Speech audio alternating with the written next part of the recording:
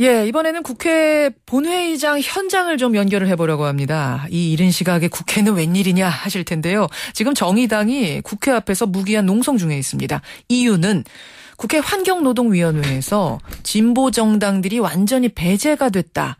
여기에 대한 항의 표시라고 하는데 도대체 어떻게 된 일일까요? 정의당의 심상정 원내대표 직접 연결을 해보죠. 심상정 원내대표님 나와 계십니까? 네, 안녕하세요. 지금도 국회에서 농성 중이신 거예요? 네, 그렇습니다. 아니 무슨 일인가 봤더니 전반기 국회까지는 정의당이 국회 환노위 환경노동위원회에 포함이 됐었는데 이번 하반기에는 배제가 됐다. 네. 이게 어떤 얘기입니까? 그 상임위 정수 조정 때문이라고는 하는데요. 예. 그 정수 조정이라는 게 한마디로 말하면 이제 새누리당과 그 새정치민주연합이 각 상임위의 숫자를 정하고 예를 들어서 국토위원회는 31명이거든요. 예. 근데 환노위에는 15명이니까 비교섭단체 소속 의원 10명을 수비례로 하면 국토위 같이 상임위 정수가 많은 데는 배정이 되는데 예. 환노위처럼 15명밖에 안 되는 데는 배정이 어렵다 이런 얘기예요. 근데 문제는 잘 아시겠지만 국회는 새누리당과 새정치민주연합으로 구성된 교섭단체 맘대로거든요. 그렇습니까?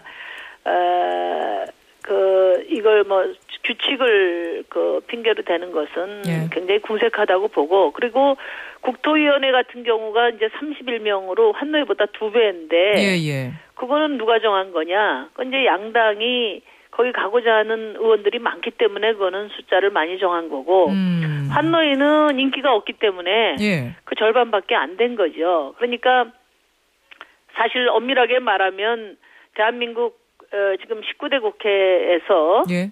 토건 개발보다 노동 환경의 가치는 절반 취급밖에 못 받는다.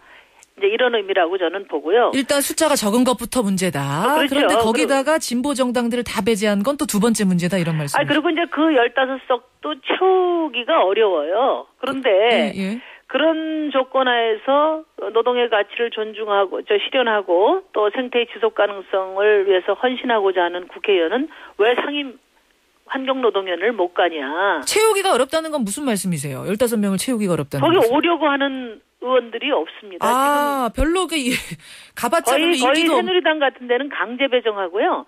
이번에도 8석 새누리당 배정했는데 7석밖에 지금 사람 명단을 못 냈어요. 가봤자 골치 아픈 위원회니까 다들 안 가시려고 하는군요. 네, 그러면 열심히 바로 그 노동의 가치, 생태 가치를 실현하고자 국회에 들어온 예. 정당을 고려해야 되고 그걸 왜 배제하느냐는 거죠. 그래서 아무리 수적 논리가 의미가 있다 하더라도 정당의 존립 이유보다 더 중요할 수는 없거든요. 그래서 이거는 단지 한 국회의원의 호불호 문제가 아니고 저희 정의당으로서는 정당의 존재 이유가 부정당한 것이고 또 이런 소수의 의견을 당리당략에 의해서 묵살하는 국회는 민주주의에도 부합되지 않는다. 그런 점에서 저희가 농성을 하고 있습니다. 제가 들으면서 언뜻 이해가 안 가는 게 그러니까 지금 새정치민주연합이든 새누리당이든 그렇게 가고 싶어하는 상임위도 아닌데 이것이 진보정당에는 기회가 안 온다. 그러면 기회를 주지 않는 그러니까 교섭단체끼리 얘기하면 얼마든지 줄 수도 있는 건데. 그럼요. 숨어있는 의도 어떤 예를 들어 꼼수가 있다라고 보시는 건가요? 거기에?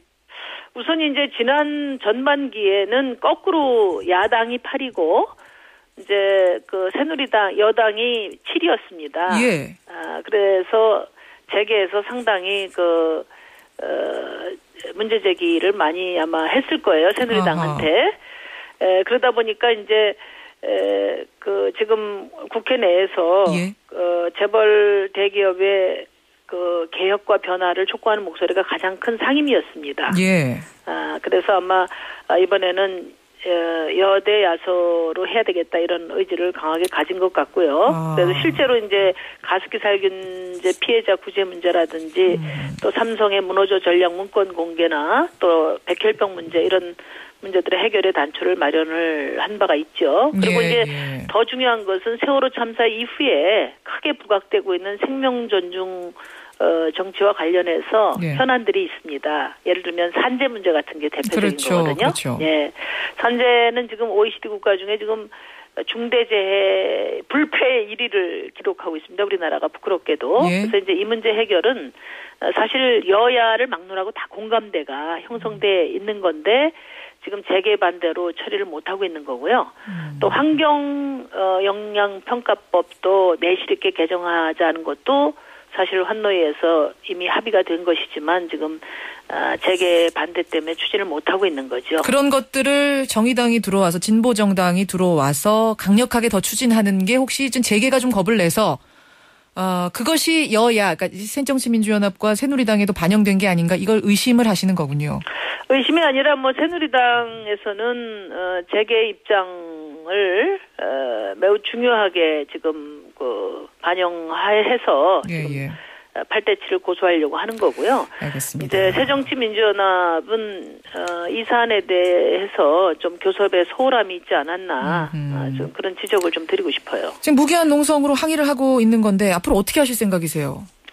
이것은 뭐 시정이 돼야 되지 않겠습니까? 그리고 어제 저희가 그 본회의 하면서 많은 의원님들이 여야를 불문하고 와서 격려를 해주셨고 이거는 정말 이런 일이 있어서는 안 된다. 각 당의 지도부에게 이야기를 해서 시정하도록 하겠다 이런 말씀들이 있으셨고 분위기는 좀 이한구 원내대표 박영선 원내대표도 제가 만나 뵀어요. 그래서 정수를 조정하는 협의를 해서 바로잡도록 노력하겠다는 약속이 있으셨습니다. 알겠습니다. 기대를 해보고요. 시간이 길지 않습니다만 제가 전국 이야기 딱 하나만 좀 질문을 드려야겠습니다. 나오셨으니까. 어제 문창국 총리 후보자가 결국 자진 사퇴했습니다. 상당히 억울함을 토로하면서 하지만 대통령에게 부담 주기 싫어서 그만둔다라는 얘기를 했는데 어떻게 보셨습니까? 어쨌든 2주 동안 문창국 후보자 때문에 국정이 공백 상태에 있었고 그렇죠. 또 많은 갈등이 있었지 않습니까? 그러면 저는 국민들에게 유감 표명이라도 한마디 하실 줄 알았어요. 그것도 없이 어제 사퇴하시는 걸 보면서 이분이 애초부터 총리라는 그런 공직자의 자질은 없으신 분이구나 그런 생각을 했고요. 문제는 이제 지금 어제 대통령께서 말씀을 하신 걸 보면서 앞이 깜깜했습니다. 어제 말씀하신 거라면 어떤 부분 말씀하시는? 지금 세월호 참사 이후에 국정을 다 잡아도 시원찮을 마당인데 정홍원 총리 사임 후에 지금 2달 아닙니까? 그리고 2분의 총리가 낙마했는데 그 문제에 대해서 어떤 사과의 말씀도 없으시고 오히려 문창국 지명자를 안타까워하고 옹호하는 그런 말씀이셨어요. 그래서 이게 그 원인이